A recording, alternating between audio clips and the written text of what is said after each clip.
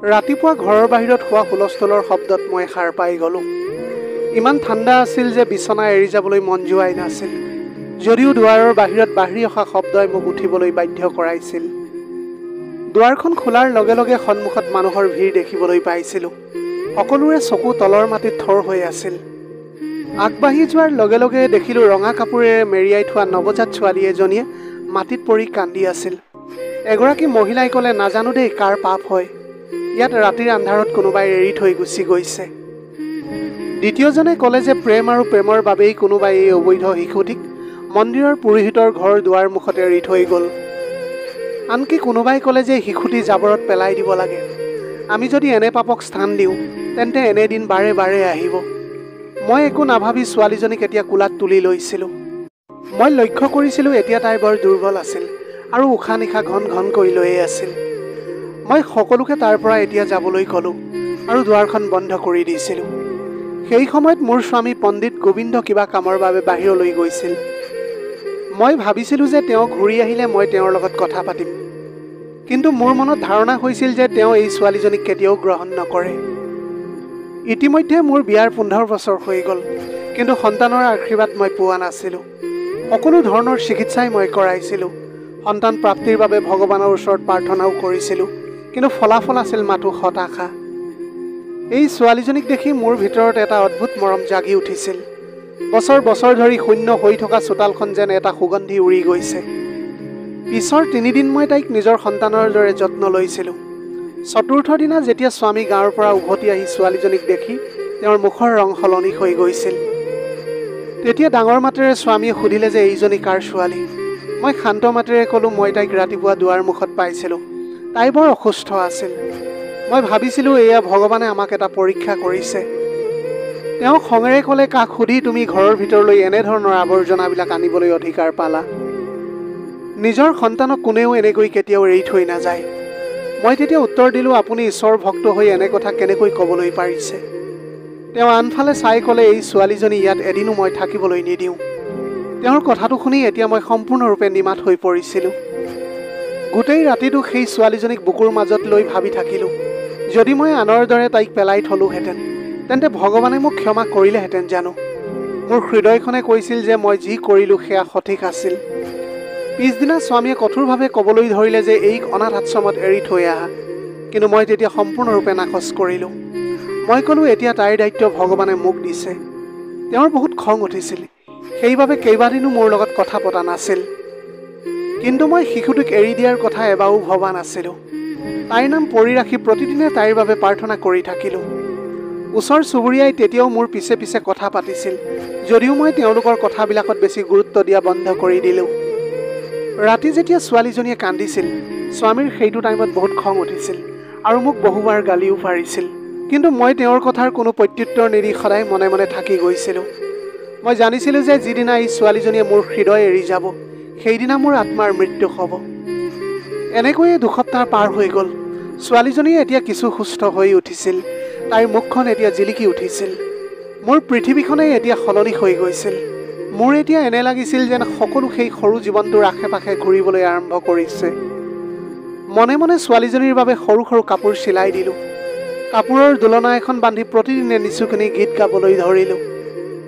তাই যেতিয়া মোক চাই হাঁহিবলৈ ধৰিছিল, তেতিয়া এনে লাগিছিল যেন গোটেই পৃথিৱীৰ সমস্ত সুখ ভগৱানৰ মোৰ কোলাত দিছে।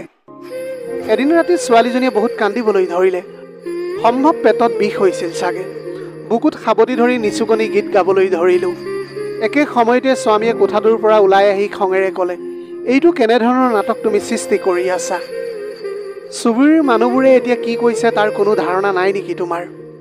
তুমি এটা পাপক আশ্ৰয় দিছা। মই তেতিয়া মৃদুভাৱে ক'লোঁ, যদি পাপ হয় তেন্তে ঈশ্বৰে আমাক পৰীক্ষা লৈছে। তুমি ধৰ্মৰ কথা চৰ্চা কৰা।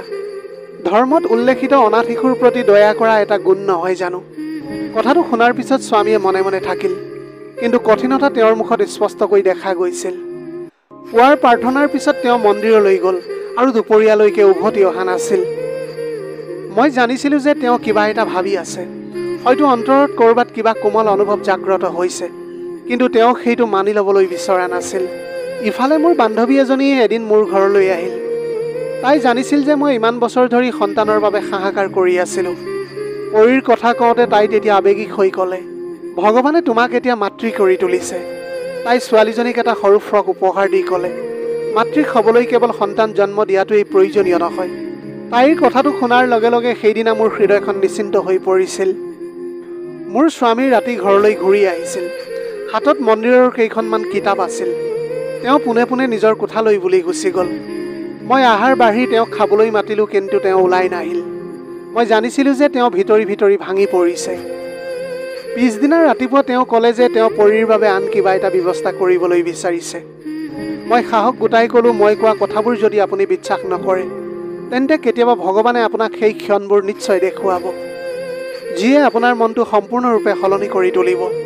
এই বিভ্ৰান্তিকৰ মাজতে কেইদিনমান পাৰ হৈ গ'ল। এদিন মই মন্দিৰৰ প্ৰধান পুৰোহিতজনক মোৰ ঘৰলৈ মাতি ঘৰৰ পৰিস্থিতিৰ কথাটো ক'লোঁ।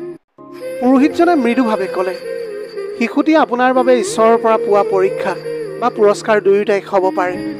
অনাথ শিশুৰ মূৰত হাত থোৱা জনৰ হাতখন সদায় স্বৰ্গত জিলিকি উঠে। স্বামীয়ে মোৰ তল কৰি শুনি থাকিল যদিও একো নক'লে। কিছুদিনৰ পিছত পৰীৰ জ্বৰ হ'ল। মই তেতিয়া তাইক ডাক্তৰৰ ওচৰলৈ লৈ গ'লোঁ। ডাক্তৰে ঔষধ দি ক'লে যে শৰীৰটো দুৰ্বল আৰু যত্ন লোৱাৰ খুবেই প্ৰয়োজন। দিনে ৰাতিয়ে মই তাইৰ যত্ন লোৱাত এতিয়া ব্যস্ত হৈ পৰিছিলোঁ। মোৰ এতিয়া এইবিলাক কাম দেখি স্বামীয়েও কিছু নম্ৰতা দেখুৱাই ৰাতি আহাৰ খোৱাৰ সময়ত প্ৰথমবাৰৰ বাবে সুধিলে যে তাই কেনে আছে। মই ক'লোঁ এতিয়া অলপ ভাল পাইছে, কিন্তু তেওঁৰ চকুত তেতিয়াও গ্ৰহণযোগ্যতা নাছিল। সেইদিনা মন্দিৰ সমিতিৰ বৈঠক অনুষ্ঠিত হ'ল। স্বামীৰ ভাত্তা বৃদ্ধি কৰাৰ সিদ্ধান্ত লোৱা হ'ল।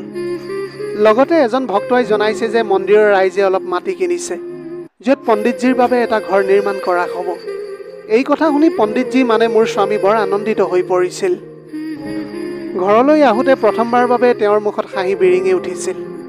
তেওঁ ক'লে যে ঈশ্বৰে তেওঁক আশীৰ্বাদ দিছে। মন্দিৰৰ মানুহে তেওঁক সেৱাৰ বিনিময়ত এটা ঘৰ দিয়াৰ প্ৰতিশ্ৰুতি দিছে। মই তেতিয়া ক'লোঁ, আপুনি বুজিবলৈ চেষ্টা কৰিছেনে যে এই ছোৱালীজনীয়ে আমাৰ বাবে এটা ভাল দিন লৈ আহিছে। তেওঁ এতিয়া মোৰ কথাবিলাক শুনি তেওঁৰ চকুটো আঁতৰাই লৈ গৈছিল। সেই সময়ত মই বুজিছিলোঁ যে কেতিয়াবা সত্যটো মানুহৰ সন্মুখত থাকে, কিন্তু তেওঁ নিজৰ অহংকাৰত সেইটো চাবলৈ অস্বীকাৰ কৰে। এনেকৈ এমাহৰ ভিতৰতে মোৰ স্বামীৰ কঠোৰতা কিছু কমি গ'ল। তেওঁ কেতিয়াবা শিশুটিক দূৰৰ পৰা চাইছিল, কিন্তু ওচৰলৈ আহিবলৈ সাহস কৰা নাছিল। এদিন ছ'চাইটিৰ টকা উলিওৱাৰ খবৰ শুনি মোৰ হৃদয়খন এক অদ্ভুত আনন্দৰে ভৰি পৰিল। মই কেইবামাহো ধৰি ছ'চাইটিত টকা জমা কৰি আহিছিলোঁ, কিন্তু প্ৰতিবাৰে আন কাৰোবাৰ নামহে আহিছিল। এইবাৰ যেতিয়া মোৰ নামটো ওলাই আহিল, তেতিয়া এনে লাগিল যেন ভগৱানে মোৰ যাত্ৰাক পুৰস্কৃত কৰিছে। এতিয়া মোৰ প্ৰথমটো চিন্তা আহিল পৰীৰ বাবে। তাইৰ বাবে ঔষধ, কাপোৰ আৰু কিছুমান প্ৰয়োজনীয় বস্তু কিনাৰ কথা। মোৰ স্বামী যেতিয়া মন্দিৰৰ পৰা উভতি আহিছিল, সেইদিনা তেওঁৰ হাতত মিঠাইৰ বাকচ এটা আছিল। মই তেতিয়া আচৰিত হৈ সুধিলোঁ, এই আনন্দ কিহৰ বাবে? তেওঁ তেতিয়া ক'লে যে মন্দিৰ সমিতিয়ে সিদ্ধান্ত লৈছে যে এতিয়া আমি ভাড়াঘৰত আৰু থাকিব নালাগে। তেওঁলোকে এতিয়া আমাৰ বাবে মন্দিৰৰ কাষতে এটা ঘৰ নিৰ্মাণ কৰিছে। তেওঁ ক'লে এয়াই সেৱাৰ পুৰস্কাৰ। মই এতিয়া নিৰ্মাত হৈ থাকিলোঁ, কিন্তু হৃদয়ত এটা মাত আহিল যে যিয়ে কৈ থাকিল যে এই সকলোবোৰ পৰীৰ বাবেই হৈছে। এতিয়া পৰীৰ বয়স 2 মাহেই হ'ল, যদিও তাইৰ উপস্থিতিয়ে ঘৰৰ নিস্তব্ধতালৈ এটা ৰং আনি দিছিল। প্ৰতিদিনে তাইৰ লগত সময় কটাওঁ আৰু সময় কেনেকৈ পাৰ হৈ যায় গমেই নাপাওঁ। ৰাতি যেতিয়া তাই কান্দিব তেতিয়া মই তাইক নিচুকাইছিলোঁ আৰু তাই মোৰ বুকুত মূৰ থৈ টোপনি গৈছিল। ছ'চাইটিৰ টকাৰে তাইৰ বাবে এখন দোলনা কিনি আনিলোঁ। নতুন বিচনা এখন বনাই দিলোঁ। গৰম কাপোৰ কেইটামান কিনিলোঁ আৰু তাইৰ ঔষধৰ বাবে সৰু লকাৰ এটা ৰাখিলোঁ, যাতে প্ৰয়োজনীয় সময়ত সকলো উপলব্ধ হয়। সেইখিনি টকাত এতিয়া পৰীৰ অধিকাৰ মোৰ নিজৰ প্ৰয়োজনীয়তকৈ বেছি দেখিছিলোঁ। এদিন মন্দিৰ কমিটিৰ অধ্যক্ষই পণ্ডিতজীক ফোন কৰি মাটিৰ কাগজ পত্ৰ তেওঁৰ হাতত তুলি দিলে। মোৰ স্বামী এতিয়া ঘৰলৈ আহি মনে মনে বহিল। তেওঁৰ চকুত চকু পানী দেখিলোঁ। মন্দিৰৰ মানুহে আমাক কেৱল সেৱাৰ বিনিময়ত সন্মান দিছিল, কিন্তু মোৰ হৃদয়ত কিমান বোজা আছে তেওঁলোকে হয়তো নাজানে। মই মনে মনে তেওঁৰ হাতত ধৰি ক'লোঁ, যদিহে আপুনি হৃদয়ত বোজা অনুভৱ কৰি আছে, তেন্তে অস্বীকাৰ নহয়, মানি লোৱা উচিত। মোৰ স্বামীয়ে কেইমুহূৰ্তমান নিমাত হৈ থাকিল। তাৰপিছত ক'লে যে তোমাৰ জেদে মোক আজি এই অৱস্থালৈ লৈ গৈছে। তোমাৰ ঠাইত মই খোৱা হ'লে হয়তো বহু আগতেই পৰীক ক'ৰবাত এৰি থৈ আহিলোহেঁতেন। তুমি ঘৰত এনে পাপ ৰাখিছা যিটো মই সহ্য কৰিবলৈ নোৱাৰিছিলোঁ, কিন্তু আজি হয়তো সেই একেটা পাপেই আমাৰ বাবে আশীৰ্বাদ হৈ পৰিল। মই ক'লোঁ, যদি পাপ আছিল তেন্তে ভগৱানে আমাৰ কোলাত সুখ কিয় আনি দিলে? সেইটো সময়ত মোৰ স্বামীয়ে একো কোৱা নাছিল যদিও প্ৰথমবাৰৰ বাবে তেওঁৰ চকুত গ্ৰহণযোগ্যতাৰ আভাস এটা মই দেখা পালোঁ। এমাহৰ ভিতৰতে ঘৰ নিৰ্মাণৰ কাম আৰম্ভ হ'ল। মন্দিৰৰ মানুহবোৰ প্ৰতিদিনে আহে কাম চাবলৈ আৰু মোৰ স্বামীৰ পৰা আশীৰ্বাদ ল'বলৈ আহিছিল।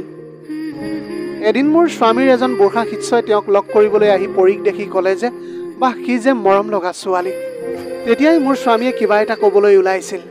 মই তেতিয়া ক'লোঁ যে হয়, এইজনী আমাৰেই ছোৱালী। তেওঁ তেতিয়া আচৰিত হৈ পৰীক আশীৰ্বাদ দি আঁতৰি গুচি গ'ল। সেইদিনা সন্ধিয়া মোৰ স্বামীয়ে ক'লে যে, আজি প্ৰথমবাৰৰ বাবে তুমি সকলোৰে সন্মুখত ক'লা যে তাই আমাৰ ছোৱালী। মই তেতিয়া ক'লোঁ যে এতিয়াও যেতিয়া তাই আপোনাৰ হৃদয়ত ঠাই পোৱা নাই, গতিকে মই কাৰোৰে কথাৰ প্ৰতি কোনো গুৰুত্ব নিদিওঁ। কোঠাৰ পৰা ওলাই মোৰ ফালে চাই একো নোকোৱাকৈ উভতি গ'ল। ৰাতিপুৱা পানী আনিবলৈ যাওঁতে স্থানীয় অঞ্চলৰ এগৰাকী মহিলাই ক'লে যে, আমি বিশ্বাসেই কৰিব নোৱাৰোঁ যে পণ্ডিতজীয়ে তেওঁৰ ঘৰত এই ছোৱালীজনীক ঠাই দিছে। পণ্ডিতৰ দৰে মানুহেও যদি কোনো অবৈধক আশ্ৰয় দিয়ে, তেনেহ'লে মানুহে আৰু কাক বিশ্বাস কৰিব? মই মনে মনে শুনি তাৰ পৰা আঁতৰি গুচি আহিলোঁ। ঘৰলৈ অহাৰ পিছত মই মোৰ স্বামীক ক'লোঁ, মানুহে এতিয়াও কথা পাতিবলৈ ধৰিছে। আপোনাৰ চৰিত্ৰটো এতিয়া প্ৰশ্ন উত্থাপন হ'বলৈ ধৰিছে। এই শিশুটি যদি আপোনাৰ বাবে বুজা যেন লাগিবলৈ ধৰিছে, তেনেহ'লে মোক অনুমতি দিয়ক, মই তাইৰ লগত অন্য ঠাইলৈ গুচি যাম। মোৰ স্বামীয়ে তেতিয়া খং কৰি ক'লে যে, তুমি ভাবুকি নিদিবা, এই ঘৰটো তোমাৰেই হয়, কিন্তু এই পাপৰ টোপোলাৰ বাবেই মোৰ সিদ্ধান্তত তুমি প্ৰভাৱ পেলাবলৈ নিবিচাৰিবা। মই তেতিয়া ক'লোঁ যে যদি এইটো পাপৰ টোপোলাই হয়, তেন্তে আপোনাৰ ভাগ্যত কৃপা ক'ৰ পৰা আহিল? আপুনি নিজৰ ঘৰ এখন কেনেকৈ পালে? মোৰ স্বামীয়ে তেতিয়া ঠাণ্ডা মাতেৰে উত্তৰ দিলে, এই সকলোবোৰ ভগৱানৰ কৃপা, কোনো সন্তানৰ বাবে এইবিলাক হোৱা নাই। মই ক'লোঁ, ভগৱানৰ কৃপাও কোনোবা এটা মাধ্যমৰ যোগেদিয়ে আহে। যদি আপুনি চাব নিবিচাৰে তেন্তে দেখা নাপাব, কিন্তু মই এই শিশুটিৰ অস্তিত্বত ভগৱানৰ ইচ্ছা অনুভৱ কৰোঁ। মোৰ স্বামীয়ে এতিয়া ছোৱালীজনীৰ লগত সম্পৰ্ক সম্পূৰ্ণৰূপে শেষ কৰি পেলাইছিল। এদিন ছোৱালীজনীয়ে কান্দিবলৈ ধৰিলে, তেতিয়া তেওঁৰ খং উঠিল। তেওঁ ক'লে, এই কান্দোন আৰু চিঞৰ বাখৰ এতিয়া মোৰ সহনশীলতাৰ বাহিৰলৈ গৈছে। ইয়াৰ বাবে আন কোনোবা এটা ঠাইৰ ব্যৱস্থা কৰিব লাগিব। মই তেতিয়া মনে মনে কেঁচুৱাটোক বুকুত সাৱটি ধৰি লাহে লাহে তাইক খুৱাবলৈ ধৰিলোঁ। একে সময়তে মোৰ স্বামীৰ এজন ছাত্ৰ অসুস্থ হৈ পৰিল। দেখিলোঁ তাৰ বাবে তেওঁ চিন্তিত হৈ পৰিছিল। তেওঁ তেতিয়া লগে লগে হস্পিটেললৈ নিয়াৰ ব্যৱস্থা কৰিলে, ঔষধৰো ব্যৱস্থা কৰিলে। তেওঁৰ হৈ এতিয়া ভগৱানৰ ওচৰত তেওঁ প্ৰাৰ্থনা কৰিবলৈ ধৰিছিল। মই তেওঁক ক'লোঁ, বেলেগৰ সন্তানৰ প্ৰতি আপোনাৰ সহানুভূতি আছে, কিন্তু আপোনাৰ ঘৰৰ ছোৱালীজনীৰ প্ৰতি আপোনাৰ হৃদয়ত কোমলতা কিয় নাই? মোৰ স্বামীয়ে তেতিয়া ক'লে যে তেওঁ এজন মোৰ ছাত্ৰ, ভাল কামত নিয়োজিত হৈ আছে, আৰু এই ছোৱালীজনী এনেকুৱা কিছুমান চৰিত্ৰহীন মানুহৰ তেজ। মই ক'লোঁ, আপুনি তেজৰ বিচাৰ কৰিব নোৱাৰে, এই বিচাৰটো একমাত্ৰ ভগৱানেহে কৰিব। আৰু সেই একেজন ঈশ্বৰেই চাগে আপোনাৰ হৃদয় পৰীক্ষা কৰি আছে চাবলৈ, আপুনি কাৰোবাক কেৱল ধৰ্মতত্বৰ ভিত্তিত বিচাৰ কৰে নে মানৱতাৰ ভিত্তিত। মোৰ কথাৰ কোনো প্ৰভাৱ তেওঁৰ ওপৰত এতিয়া পৰা নাছিল। তেওঁৰ কঠোৰতা দিনক দিনে বাঢ়িবলৈ ধৰিছিল। সদায় মন্দিৰৰ পূজা দিয়াৰ পিছত মন্দিৰত ল'ৰা ছোৱালীক ধৰ্মৰ শিক্ষা দিয়ে, কিন্তু ঘৰলৈ অহাৰ লগে লগে অচিনাকি মানুহ হৈ পৰে। এদিন সন্ধিয়া ছোৱালীজনীয়ে ঠুনুক ঠানাককৈ খোজকাঢ়ি থাকোঁতে তেওঁৰ টুপিটোত ধৰিলে। তেওঁ থতমত খাই লগে লগে টুপিটো টানি আনিলে। এদিন মোৰ কোলাত সেই ছোৱালীজনীক দেখি স্থানীয় অঞ্চলৰ কেইজনমান শিষ্যই ক'লে যে, পণ্ডিতজীৰ ছোৱালী যেন লাগিছে বা। পণ্ডিতজীয়ে লগে লগে ক'লে, মোৰ নহয়। মই তেতিয়া মনে মনে ছোৱালীজনীক বুকুত সাৱটি ধৰি মনতে ভাবিলোঁ যে, যিজনী ছোৱালীক আপুনি মানুহৰ আগত মানি ল'বলৈ অস্বীকাৰ কৰিছে, সেইজনী ছোৱালীৰ নামেই এদিন আপুনি পৰিচয় হৈ পৰিব। এনেকৈয়ে দিনবিলাক পাৰ হ'বলৈ ধৰিলে, আৰু মই মনে মনে সম্পূৰ্ণৰূপে ভাঙি পৰিছিলোঁ। কিন্তু মোৰ স্বামীৰ আচৰণত কোনো নম্ৰতা নাছিল।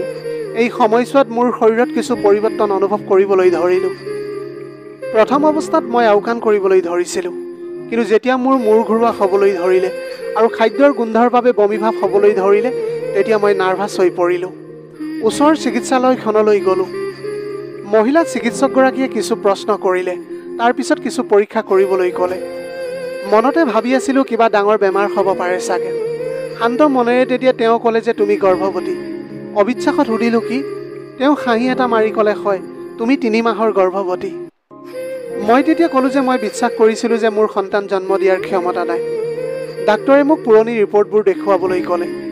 মই তেওঁক ক'লোঁ যে কেইবাবছৰ আগতে বহু পৰীক্ষা কৰা হৈছে, আৰু সকলোৱে কৈছিল যে মই এগৰাকী বন্ধ্যা নাৰী, আৰু মই কেতিয়াও সন্তান জন্ম দিয়াটো সম্ভৱ নহয়। তেওঁ অলপ সময় ভাবিলে আৰু তাৰপিছত ক'লে, চিকিৎসা বিজ্ঞানেও প্ৰতিটো প্ৰশ্নৰ উত্তৰ দিব নোৱাৰে। এয়া কেৱল মাথো ঈশ্বৰৰ ইচ্ছা। ঈশ্বৰে ইচ্ছা কৰিলে বন্ধ্যা নাৰীকো মাতৃৰ সুখ দিবলৈ পাৰে। ঘৰলৈ আহি মই কোলাত পৰীক লৈ মনে মনে বহি থাকিলোঁ। মোৰ বুকুখন এতিয়া কঁপি উঠিছিল। সুখী হোৱাৰ ভয়তে মই এতিয়া ভয়ো খাইছিলোঁ। মনতে ভাবি আছিলোঁ যে এই কথাবিলাক মই মোৰ স্বামীৰ আগত কেনেকৈ উপস্থাপন কৰিম। এনেকৈয়ে কেইবা ঘণ্টাও পাৰ হৈ গ'ল। সন্ধিয়া মোৰ স্বামী ঘৰলৈ আহোঁতে ৰাতি আহাৰ খোৱাৰ পিছত মই তেওঁক লাহে লাহে ক'লোঁ, আপোনাক কিবা এটা ক'বলগীয়া আছে। তেওঁ চিন্তিত হৈ ক'লে যে ঠিক আছে কোৱা। মই তেতিয়া তেওঁক ক'লোঁ যে মই গৰ্ভৱতী।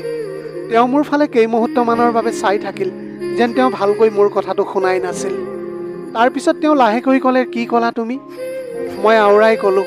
এই মুহূৰ্তমান নিস্তব্ধতাৰ অন্তত তেওঁৰ চকুৰে চকুলো ওলাই আহিছিল। তেওঁ তেতিয়া ভগৱানক ধন্যবাদ জনাই মোৰ মূৰত হাতখন থৈ ক'লে যে ভগৱানে বৰ দয়া কৰিলে। মই ভাবিলোঁ হয়তো এতিয়া তেওঁৰ হৃদয়খন অলপ কোমল হ'ব। কিন্তু ঠিক পিছদিনা তেওঁৰ আচৰণত এক অদ্ভুত পৰিৱৰ্তন আহিল। পৰীৰ কাষেৰে পাৰ হৈ গ'লেও তাইক তেওঁ চোৱাই নাছিল। এদিন দেখিলোঁ পৰী খোজকাঢ়ি গৈ তেওঁৰ কাপোৰত ধৰিলে। মোৰ স্বামীয়ে জোৰেৰে ক'লে, এইক মোৰ পৰা আঁতৰাই ৰাখা। মই নিবিচাৰোঁ এই বেয়া প্ৰভাৱ মোৰ সন্তানৰ বাটত অহাটো। মই পৰীক কোলাত লৈ ক'লোঁ যে এই ছোৱালীজনীৰ বাবেই আজি আপুনি আপোনাৰ সন্তানৰ সুখ পাবলৈ ওলাইছে। এই ছোৱালীজনীক দুৰ্ভগীয়া বুলি কেনেকৈ ভাবিবলৈ পাৰিছে আপুনি? তেওঁ তেতিয়া ক'লে যে এতিয়া আমাৰ নিজৰ সন্তান এই পৃথিৱীলৈ আহিবলৈ লৈছে আৰু মই এতিয়া সহ্য কৰিব নোৱাৰোঁ যে আন কাৰোবাৰ অবৈধ সন্তান মোৰ সন্তানৰ লগত থাকিব। মই ক'লোঁ, কোনো স্বৰ্গদূতে আপোনাৰ সন্তানক আকাশৰ পৰা আনিব নোৱাৰে। তেওঁ সেই একেখন গৰ্ভৰ পৰাই জন্ম ল'ব, যিটো গৰ্ভক আপুনি পাপৰ গৰ্ভ বুলি প্ৰত্যাখ্যান কৰিছে। এই কথা শুনি এতিয়া মোৰ স্বামীয়ে মনে মনে থাকিল যদিও তেওঁৰ আচৰণ আৰু কঠোৰ হৈ পৰিছিল। এতিয়া তেওঁ ছোৱালীজনীৰ কাপোৰ চুব বিচৰা নাছিল। পৰীৰ খেলনাবোৰো ঘৰৰ এটা চুকত ৰখা হৈছিল আৰু বাৰে বাৰে কৈছিল, এইক এটা সুকীয়া কোঠা দিয়া, যাতে মোৰ সন্তানৰ গাত এই বেয়া আচৰণৰ প্ৰভাৱ নপৰে। এদিন মোৰ স্বামীয়ে দুপৰীয়ালৈকে মন্দিৰৰ পৰা উভতি অহা নাছিল। উভতি আহোঁতে তেওঁৰ হাতত এখন কাগজ আছিল। তেওঁ ক'লে, মই অনাথ আশ্ৰমৰ লগত কথা পাতিছোঁ, তাতেই তাইৰ ভালকৈ লালন পালন হ'ব। মই তেতিয়া তেওঁৰ হাতৰ পৰা কাগজখন লৈ লগে লগে ফালি পেলালোঁ আৰু ক'লোঁ, পৃথিৱীৰ কোনো সংস্থাই তাইৰ মাক হ'ব নোৱাৰে। মোৰ গৰ্ভত কেঁচুৱা এটাই আকৃতি ল'বলৈ ধৰিছিল যদিও মোৰ হৃদয়ত পৰীৰ ঠাই কোনেও ল'ব নোৱাৰে। পিছদিনা ৰাতিপুৱাৰ পূজা কৰাৰ পাছত ব্ৰেকফাষ্ট কৰি থাকোঁতে তেওঁ ক'লে, তোমাৰ লগত এতিয়া স্পষ্টকৈ কথা পাতিব লাগিব। এতিয়া এই ছোৱালীজনীক লৈ চূড়ান্ত সিদ্ধান্ত লোৱাৰ সময় আহি পৰিছে। মই তেতিয়া মনে মনে তেওঁৰ ফালে চাই থাকিলোঁ। মোৰ স্বামীয়ে ক'লে যে মই নিবিচাৰোঁ এই ছোৱালীজনী আমাৰ নতুন ঘৰখনত ভৰি দিয়ক। মই তেতিয়া ক'লোঁ যে তাই কেৱল শিশুৱেই নহয়, তাই মোৰ ছোৱালীও হয়, যাক মই কোলাত লৈ ডাঙৰ দীঘল কৰিছিলোঁ। ৰাতি ৰাতি সাৰ পাই তাইৰ যত্ন লৈছিলোঁ। তাই মোৰ অস্তিত্বৰ এটা অংশ। খঙেৰে তেওঁ ক'লে, তোমাৰ ভ্ৰম হৈছে নেকি? মই এতিয়া বিচাৰোঁ তোমাৰ সম্পূৰ্ণ মনোযোগ আমাৰ কেঁচুৱাটোৰ ওপৰত হোৱাটো উচিত। মই তেতিয়া ক'লোঁ যে মৰম আৰু ভাগ কৰিবলৈ পাৰি নেকি? যদি মোৰ ভিতৰত মাতৃৰ অনুভূতি আছে, তেন্তে সেয়া কেৱল এটা সন্তানৰ মাজতে সীমাবদ্ধ হ'বলৈ পাৰে নেকি? মোৰ স্বামীয়ে তেতিয়া লগে লগে ক'লে যে মই আৰু তৰ্ক কৰিবলৈ বিচৰা নাই।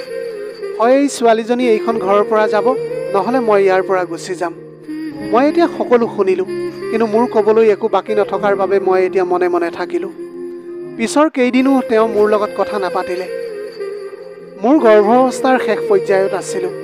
শৰীৰটো গধুৰ অনুভৱ হৈছিল যদিও আচল বোজাটো হৃদয়ৰ ওপৰত আছিল। শিশুটি দিনক দিনে বাঢ়ি আহিছিল। এতিয়া তাই আমাৰ পিছফালে হাঁহি হাঁহি কথা ক'বলৈ চেষ্টা কৰিছিল।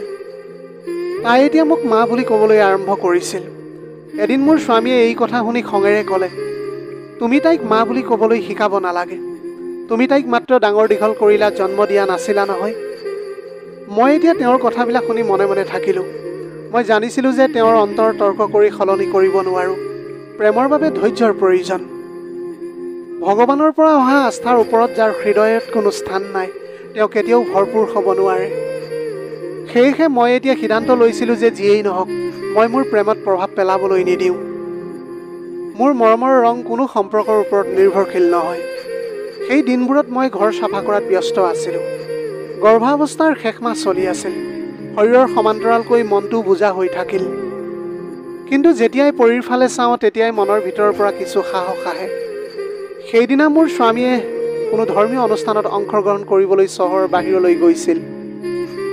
মই ভাবিলোঁ যে কোঠাটো আৰু ষ্ট'ৰ ৰুমটো চাফা কৰি শেষ কৰোঁ, যাতে নতুন কেঁচুৱাটো জন্ম হোৱাৰ আগতেই সকলো পৰিপাটি হওক। এটা এটাকৈ কাপোৰবোৰ উলিয়াবলৈ ধৰিলোঁ। যিখন ৰঙা চাদৰত কণমানি পৰীক মেৰিয়াই থোৱা আছিল, সেইখনেই সন্মুখত পালোঁ। কেই মুহূৰ্তমানৰ বাবে মনে মনে কাপোৰখন বুকুৰ মাজত ধৰি ৰাখিলোঁ। সেই কাপোৰখনৰ লগত আছিল সময়ৰ এটা পুৰণি অধ্যায়, যাৰ লগত মোৰ আৱেগ জড়িত হৈ আছিল। চাদৰখন জোকাৰি জাপিবলৈ ধৰোঁতে মজিয়াত কাগজৰ টুকুৰা এটা পৰি গ'ল। তেতিয়া মই কাগজখন তুলি ল'লোঁ। ভাবিলোঁ হয়তো কোনোবা পুৰণি ৰচিদ বা চিঠি হ'ব পাৰে, কিন্তু মেলি চোৱাৰ লগে লগে মোৰ হৃদয় স্পন্দন বন্ধ হৈ যোৱা যেন লাগিবলৈ ধৰিলে। চিঠিখন মোৰ স্বামীৰ নামত লিখা হৈছিল। তাত লিখা আছিল, এইজনী তোমাৰ ছোৱালী। মই তোমাৰ ওপৰত বোজা দিবলৈ নিবিচাৰোঁ, কিন্তু মোৰ জীৱনটো শেষ হোৱাৰ উপক্ৰম হৈছে। কৰ্কট ৰোগে মোক এতিয়া শেষ পৰ্যায়ত বেৰি ধৰিছে। এতিয়া মই এইটো আশাৰে তোমাৰ দুৱাৰমুখতে এই চাদৰখন ৰাখিছোঁ যে হয়তো তুমি মানি ল'বা। এই চিঠিখন যদি কেতিয়াবা মীনাৰ হাতত পৰে, তেন্তে তাইক ক'বা যে এই সন্তানটো তোমাৰ দ্বিতীয় পত্নীৰ শেষ চিন। এতিয়া সম্পূৰ্ণৰূপে মোৰ হাত দুখন কঁপিবলৈ ধৰিছিল। চকুৰ সন্মুখতে সকলো বস্তুৱে যেন ঘূৰি আছে, এনেকুৱা অনুভৱ হ'বলৈ ধৰিলে। সেয়েহে মই মজিয়াতে এতিয়া বহি পৰিলোঁ। পৰীৰ সৰু মুখখন মোৰ চকুৰ সন্মুখত আহিবলৈ ধৰিলে। সেইজনী নিষ্পাপ শিশু, যাক মোৰ স্বামীয়ে প্ৰতিদিনে পাপৰ সন্তান বুলি কৈ আহিছিল। তাইক সদায় অবৈধ বুলি ঠাট্টা কৰি আহিছিল। আচলতে তাই তেওঁৰ নিজৰে সন্তান আছিল। বহু সময় ধৰি এতিয়া ষ্ট'ৰ ৰুমতে বহি থাকিলোঁ। সেইটো সময়ত মই কন্দাও নাছিলোঁ আৰু কোনো শব্দও কৰা নাছিলোঁ। সেই মুহূৰ্তটোত যেন মোৰ ভিতৰৰ সমগ্ৰ পৃথিৱীখনে নিস্তব্ধ হৈ পৰিছিল। এতিয়া মই কাগজখন বুকুত সাৱটি ধৰিলোঁ আৰু তাৰপিছত আকৌ চাদৰখন মেৰিয়াই পুনৰ থৈ দিলোঁ, যেন এটা পবিত্ৰ বস্তুহে। মোৰ স্বামী সন্ধিয়া ঘৰলৈ উভতি আহিল। তেওঁৰ মুখত ভাগৰ আছিল যদিও বিষয়টো এৰাই চলিবলৈ মন নগ'ল। মই ক'লোঁ, তোমাৰ লগত অকলে কথা পাতিবলগীয়া আছে মোৰ। তেওঁ তেতিয়া থতমত খাই বহি পৰিল। মই লাহে লাহে চাদৰখন আৰু চিঠিখন তেওঁৰ সন্মুখত ৰাখি ক'লোঁ, ষ্ট'ৰ ৰুমটো চাফা কৰি থাকোঁতে এইটো পাইছিলোঁ। পঢ়ক আৰু তাৰপিছত নিজেই থিৰাং কৰক যে আপুনি কাৰ লগত থাকিব। মোৰ স্বামীয়ে চিঠিখন তুলি লৈ পঢ়াৰ লগে লগে তেওঁৰ মুখৰ ৰং সলনি হ'বলৈ ধৰিলে। তেওঁ এতিয়া সম্পূৰ্ণ নিমাত হৈ পৰিল। কিছু সময় চিঠিখন চাই থাকিল। তাৰপিছত চাদৰখন চুই লগে লগে হাতখন আঁতৰাই ল'লে। প্ৰথমবাৰৰ বাবে তেওঁৰ চকুত সেই অসহায়তা আছিল, যিটো কোনোবা এটা ডাঙৰ অপৰাধ কৰাৰ পিছত ধৰা পৰা। মই ক'লোঁ, যিজনী ছোৱালীক আপুনি পাপ বুলি কৈছিল, সেইটোৱে আপোনাৰ বিবাহৰ ফল। দ্বিতীয় বিবাহৰ বিষয়টো আপুনি মোৰ পৰা লুকুৱাই ৰাখিছিল, কিন্তু আপোনাৰ দুৱাৰমুখত থৈ যোৱা সেই নিৰীহ সন্তানটোৰ কি দুখ আছিল? মোৰ স্বামীয়ে চকু দুটা তললৈ নমাই দিলে। তাৰপিছত লাহে লাহে ক'বলৈ ধৰিলে। তেওঁ তেতিয়া ক'লে যে ধৰ্মীয় অনুষ্ঠান এটাৰ সময়ত তেওঁক বিয়াৰ বাবে নিমন্ত্ৰণ কৰা হৈছিল। ছোৱালীজনীৰ বিয়াৰ বৰযাত্ৰী অহা নাছিল আৰু পৰিৱেশটো বহুত দুখ লগা হৈ পৰিছিল, কাৰণ ছোৱালীজনী অসুস্থ আছিল। সেইটো সময়ত মোক বিয়া কৰাবলৈ কোৱা হৈছিল, যাতে ছোৱালীজনীৰ সন্মান ৰক্ষা কৰিব পৰা যায়। মই তেতিয়া মনে মনে বিয়াখন পাতিলোঁ। সেই ছোৱালীজনী অসুস্থ আছিল। প্ৰথম অৱস্থাত গম পোৱা নাছিল যদিও পিছত গম পোৱা গৈছিল যে তাইৰ হেনো কেঞ্চাৰ হৈছে। 2 মাহৰ মূৰে মূৰে তাইক মই অলপ টকা দিছিলোঁ আৰু সিদ্ধান্ত লোৱা হ'ল যে এই সকলোবোৰ গোপন হৈয়ে থাকিব। তুমি কেতিয়াও এই কথাটো গম নাপাবা বুলি মই মনতে ভাবিছিলোঁ। কিন্তু যেতিয়া ছোৱালীজনীয়ে শেষ পৰ্যায়ত আহি উপনীত হৈছিল, মই তাইৰ ওচৰলৈ গৈছিলোঁ, কিন্তু তাই নাছিল। সিহঁতৰ আত্মীয়ই ক'লে যে হয়তো তাই ক'ৰবালৈ গুচি গৈছে বা ভগৱানৰ প্ৰিয় হৈ পৰিছে। খালী হাতেৰে এতিয়া মই উভতি আহিছিলোঁ। সেই ছোৱালীজনীয়ে সন্তান জন্ম দিয়া মই গম পোৱা নাছিলোঁ আৰু তাই কেঁচুৱাটো মোৰ ঘৰত এৰি থৈ গৈছে। মই তেতিয়া মোৰ স্বামীক ক'লোঁ যে আপুনি আপোনাৰ পত্নীকে বিশ্বাস কৰা নাছিল। শিশুটিৰ প্ৰতি আপোনাৰ অলপো দয়া মমতা নাছিল। ভগৱানৰ ভক্তসকলে এনেকুৱা কৰে নেকি? মোৰ স্বামীয়ে এতিয়া কান্দিবলৈ ধৰিলে। তেওঁ ক'লে, মই নিজকে কেনেকৈ ক্ষমা কৰিম? মই প্ৰতিদিনে তাইক অবৈধ বুলি মাতিছিলোঁ, প্ৰতিদিনে পাপ কৰিছিলোঁ, তোমাক বাধাও দিছিলোঁ, ভয়ো খুৱাইছিলোঁ। তোমাৰ মাতৃত্বক সদায় মই সন্দেহ চকুৰে চাইছিলোঁ আৰু তাই মোৰ নিজৰ ছোৱালীয়েই হৈ ওলাল। মই তেতিয়া ক'লোঁ যে এতিয়া সিদ্ধান্তটো সম্পূৰ্ণ আপোনাৰ হাতত। আপুনি তাইক পাপৰ ভাণ্ডাৰ বুলি গণ্য কৰি ঘৰৰ পৰা বাহিৰ কৰি দিবনে, নে কি কৰিব আপুনি কথাটো মোক জনাওক। মই লগতে কৈছিলোঁ যে আপোনাৰ গুপ্ত বিয়াৰ পৰিণাম তাইকো এতিয়া ঘৰৰ পৰা উলিয়াই দিব লাগেনে? মোৰ স্বামীয়ে তেতিয়া একো ক'বলৈ নোৱাৰিলে। চকীখনত বহি মুখখন হাত দুখনেৰে লুকুৱাই ৰাখিছিল। মই ক'লোঁ, যিদিনাখন এই চাদৰখন আপোনাৰ দুৱাৰত ৰখা হৈছিল, সেইদিনা আপোনাৰ পৰীক্ষা আৰম্ভ হৈ গৈছিল, আৰু যিদিনা সেই ছোৱালীজনীক অবৈধ বুলি নিন্দা কৰিছিলা, সেইদিনা ভগৱানে আপোনাৰ হৃদয়খন শূন্য কৰি পেলাইছিল। মোৰ স্বামীয়ে উঠি চাদৰখন হাতত লৈ ক'লে, মই এটা ডাঙৰ অন্যায় কৰিছোঁ। মই কেৱল এই ছোৱালীজনীকেই নহয়, সেই মহিলাগৰাকীৰ শেষ আস্থাকো মই নাকচ কৰিলোঁ। মই ক্ষমাৰ যোগ্যই নহয়। মই ক'লোঁ, এয়া ক্ষমাৰ সময় নহয়, এয়া হ'ল সংস্কাৰৰ সময়।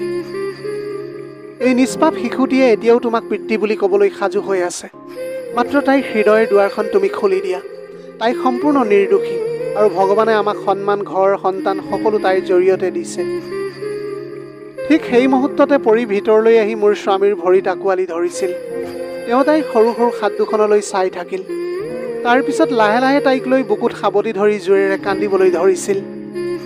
মোৰ স্বামীয়ে যেতিয়া পৰি কোলাত ল'লে, আগতে হেৰাই যোৱা কোমলতা তেওঁৰ মুখলৈ তেতিয়া ঘূৰি আহিছিল। তাইৰ মূৰত হাত ফুৰাই থাকিল, কিন্তু একো কোৱা নাছিল। সেইটো সময়ত মই মনে মনে দুয়োৰ ফালে চাই আছিলোঁ। এনেকৈয়ে বহু মুহূৰ্ত পাৰ হৈ গুচি গ'ল। তাৰ পিছত পৰীক মোৰ কোলাত থৈ কোঠাটোৰ এটা চুকত বহি পৰিল। কপালত হাতখন থৈ বহু সময় নিমাত হৈ থাকিল। মোৰ স্বামীৰ মুখৰ পৰা দ্বিতীয় বিবাহৰ স্বীকাৰোক্তি শুনি মোৰ ভিতৰখন সম্পূৰ্ণৰূপে শূন্য যেন লাগিবলৈ ধৰিছিল। মই আকৌ ৰুমলৈ গৈ পৰীক কোলাত লৈ নিজকে নিয়ন্ত্ৰণ কৰিবলৈ চেষ্টা কৰিলোঁ। মোৰ স্বামীয়ে মোৰ লগত কেইবাবাৰো কথা পাতিবলৈ আহিছিল, কিন্তু মই কোনো উত্তৰ নিদিলোঁ। মোৰ এতিয়া বহুত খং উঠিবলৈ ধৰিছিল, তথাপিও মই নিমাত হৈ থাকিলোঁ। মই জানিছিলোঁ যে মুখখন মেলিলে হয়তো এনে শব্দ ওলাই যাব, যিবোৰ কেতিয়াও ঘূৰাই ল'বলৈ নোৱাৰিম। ৰাতি মই ভগৱানৰ চৰণত গৈ মাত্ৰ এইখিনিয়েই ক'লোঁ যে, তুমি মোৰ হৃদয়খন ইমান শক্তিশালী কৰিছা যে মোৰ সন্দেহ থকাৰ পিছতো মই এই ছোৱালীজনীক মাতৃৰ দৰে ডাঙৰ দীঘল কৰিবলৈ পাৰোঁ। মই তেওঁক ঈশ্বৰৰ ইচ্ছা বুলি বিবেচনা কৰি গ্ৰহণ কৰিছিলোঁ, আৰু সেই সিদ্ধান্ত আজিও দৃঢ় আছিল। পিছদিনা ৰাতি আহাৰ খাই মোৰ ওচৰলৈ আহি ক'লে, তুমি যদি বিচাৰা মই এই সম্পৰ্কটো শেষ কৰিবলৈ পাৰোঁ। তোমাক এৰি দিবলৈও পাৰোঁ, বা তুমি যি শাস্তি দিবলৈ বিচৰা সেয়াও মই মানি ল'বলৈ সাজু আছোঁ। মই ক'লোঁ, মই তোমাক শাস্তি নিদিওঁ, সময়েহে তোমাক শাস্তি দিব। তুমি বছৰ বছৰ ধৰি যি বোজা লুকুৱাই ৰাখিছিলা, সেই বোজা এতিয়া তোমাৰ কান্ধতে পৰিছে। তুমি অন্য এগৰাকী নাৰীক বিয়া কৰাইছিলা, কিন্তু এই শিশুটোকো তুমি মানি ল'বলৈ অস্বীকাৰ কৰিছিলা। মোক বন্ধ্যা বুলি কৈ বাৰে বাৰে মোৰ ধৈৰ্যৰ বান্ধ ভাঙি পেলাইছিলা। এতিয়া সকলো সত্য ওলাই আহিল, আৰু তুমি কৈছা যে মই এতিয়া মোৰ কৰ্তব্যৰ পৰা বিচলিত হ'ব লাগে নেকি? নাই, তেনেকুৱা হ'ব নোৱাৰে।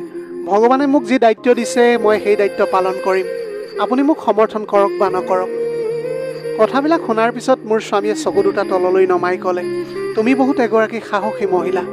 তোমাৰ দৰে নাৰী বহুতৰ ভাগ্যত নাথাকে। মই তেতিয়া ক'লোঁ যে পুৰুষে প্ৰায়ে কৰা কামটো আপুনিও কৰিছিল। মনে মনে নিজৰ পথ বাছি লৈছিল, আৰু পত্নীক তেতিয়াও বিশ্বাস কৰা নাছিল। মই এতিয়া হ'ব বিচাৰোঁ সেইজনী ছোৱালীক জন্ম দিয়া মাকতকৈ অধিক মৰম দিয়া মাতৃ। এদিন মোৰ ননদজনী ঘৰলৈ আহিছিল। তাই গোটেই সত্যটো জানিবলৈ পাৰিছিল। তাই তেতিয়া ক'লে যে মই আচৰিত হৈছোঁ যে তুমি সেই ঘটনাটো জনাৰ পিছতো সুস্থিৰ হৈ আছা। মই হ'লে সকলো এৰি দিলোঁহেঁতেন। মই ক'লোঁ, এইটোৱেই হৈছে নাৰী আৰু মাতৃৰ মাজত পাৰ্থক্য। এই সন্তানটি মোৰ গৰ্ভৰ পৰা জন্ম নহ'লেও হৃদয়ৰ পৰাই তাইক জন্ম দিছোঁ। তাইৰ হাঁহিটোৱে মোৰ ভিতৰৰ প্ৰতিটো ঘাঁ ভাল কৰে। পৰি এতিয়া খোজকাঢ়িবলৈ আৰম্ভ কৰিছিল। তাই প্ৰতিটো খোজতে উজুতি খাই পৰিছিল। তাৰ পিছতো তাই থিয় হৈ পুনৰ উঠিছিল, যেন তাই মোৰ নিজৰ জীৱনৰ প্ৰতিফলন। কিন্তু তাইৰ হৈ মই সদায় থিয় হৈ যাম। তাই মোক এনে এটা সময়ত মাতৃ কৰি তুলিছিল, যেতিয়া পৃথিৱীয়ে মোক বন্ধ্যা বুলি গণ্য কৰিছিল। এতিয়া মোৰ স্বামীৰ আচৰণো লাহে লাহে সলনি হ'বলৈ ধৰিছিল। তাইৰ এতিয়া খেলনা সামগ্ৰীবিলাক দি কেতিয়াবা তাইৰ ওচৰতে বহি আছিল, কিন্তু মই জানিছিলোঁ যে তেওঁৰ ভিতৰত এতিয়াও এটা শূন্যতাই বিৰাজ কৰি আছে। সেইটো হ'ল এটা অনুশোচনা, এটা লাজ, যিটো তেওঁ শব্দৰে প্ৰকাশ কৰিবলৈ নোৱাৰে। এদিন তেওঁ মোৰ ওচৰলৈ আহি ক'লে যে তুমি যদি মোক অনুমতি দিয়া, মই পৰীৰ নাম পঞ্জীয়ন কৰিবলৈ বিচাৰোঁ। তাইৰ পৰিচয় পত্ৰত পিতৃ হিচাপে নিজৰ নাম আনুষ্ঠানিকভাৱে পঞ্জীয়ন কৰাবলৈ বিচাৰোঁ। মই তেতিয়া মনে মনে মূৰটো ডুবিয়াইছিলোঁ। এতিয়া মই মোৰ স্বামীৰ লগত কোনো ধৰণৰ তৰ্কত লিপ্ত হোৱা নাছিলোঁ। মোৰ স্বামীয়ে যেতিয়া পৰীৰ পৰিচয় পত্ৰত নিজৰ নাম পঞ্জীয়ন কৰিছিল, তেতিয়া সেয়া কেৱল এটা কামেই নাছিল, বৰঞ্চ এটা সত্য গ্ৰহণ কৰাৰ কাম আছিল, যাৰ প্ৰতিধ্বনি অতি সোনকালেই স্থানীয় অঞ্চলটোত বিয়পি পৰিছিল। আগতে কেৱল জল্পনা কল্পনা কৰি থকা মানুহবোৰে এতিয়া প্ৰশ্ন কৰিবলৈ আৰম্ভ কৰিলে। মন্দিৰৰ বাহিৰত মহিলাৰ সভাত সকলোতে চৰ্চা চলিছিল যে পণ্ডিতজীয়ে পুনৰ বিবাহ কৰাইছে, আৰু এতিয়া তেওঁৰ এজনী কন্যা সন্তানো আছে, যি বহু বছৰ ধৰি তেওঁ লুকুৱাই ৰাখিছিল। কিছুমান মানুহ আচৰিত হ'ল, কোনোবাই খং কৰিছিল, আৰু কিছুমানে মোৰ ফালে আঙুলিয়াবলৈ ধৰিলে। মন্দিৰৰ দুৱাৰেদি পাৰ হৈ ঘৰলৈ আহোঁতে মহিলাসকলে ফুচফুচাই কৈ আছিল, কোনোবাই মুখ ঘূৰাই দিছিল। এদিন পাচলি বেপাৰী এজনে ক'লে, বাইদেউ আপুনি বৰ দয়ালু, কিন্তু এই সকলোবোৰ জানিও আপুনি লুকুৱাই আছিল। মই একো নকৰোঁ, মাথো মনে মনে শাক পাচলি লৈ আগবাঢ়ি আহিলোঁ। চুবুৰীৰ এগৰাকী মহিলাই মোৰ ঘৰলৈ আহি ক'লে, আমি তোমাক আমাৰ আদৰ্শ বুলি ভাবিছিলোঁ, কিন্তু তুমি কি কৰিলা? মই ক'লোঁ, অনাথ ছোৱালী এজনী ডাঙৰ কৰাটো যদি অপৰাধ হয়, তেনেহ'লে হয়, আপুনি যি ভাবিছে মই তেনেকুৱাই। তেতিয়া তাই অলপ সময় মনে মনে থাকিল। তাৰপিছত পুনৰ কৈ উঠিল, কিন্তু বহু বছৰ ধৰি ধৰি তোমাক প্ৰতাৰণা কৰা মানুহজনক কেনেকৈ তুমি ক্ষমা কৰিলা? মই ক'লোঁ, ক্ষমাৰ যোগ্য বুলি নহয়, নিজকে সান্তনা দিব বিচৰাৰ বাবেই মই তেওঁক ক্ষমা কৰিলোঁ। প্ৰতিশোধ ল'বলৈ বিচৰা হ'লে হয়তো আজি পৰিয়ে মাকৰ মৰম নাপালেহেঁতেন। মানুহৰ প্ৰশ্নতকৈ মোৰ স্বামীৰ মৌনতাই মোক বেছি অশান্তি দি আহিছিল। এতিয়া তেওঁ ঘৰলৈ আহি মনে মনে বহি থাকে, মন্দিৰলৈ যায়, কিন্তু চকুত অনবৰতে লাজ এটা থাকে। এদিন মই স্বামীক ক'লোঁ, এতিয়া যেতিয়া প্ৰচাৰ হৈয়ে গৈছে, তেন্তে লুকুৱাই ৰাখি কি লাভ? মন্দিৰৰ মানুহৰ লগত কথা পাতিব আৰু স্পষ্টীকৰণ দিয়ক। তেওঁ তেতিয়া মূৰটো তললৈ নমাই ক'লে, মই প্ৰতিদিনে ভিতৰৰ পৰা ভাঙি পৰিছোঁ, কিন্তু তোমাৰ দৰে মোৰ আৰু সাহস নাই। ইফালে মোৰ গৰ্ভাৱস্থাৰ শেষ পৰ্যায়ৰ দিন আহি পৰিছিল, শৰীৰৰ লগতে মনটো বোজা হৈ পৰিছিল। পৰিয়ে এতিয়া মোৰ পিছে পিছে আহিবলৈ ধৰিছিল।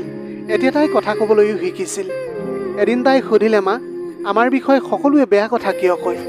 মই ক'লোঁ, মাজনী, পৃথিৱীয়ে সদায় সত্য কোৱাসকলক সমালোচনা কৰে, কিন্তু সত্যৰ সৈতে থিয় দিয়াসকলক ঈশ্বৰৰ আশীৰ্বাদ থাকে।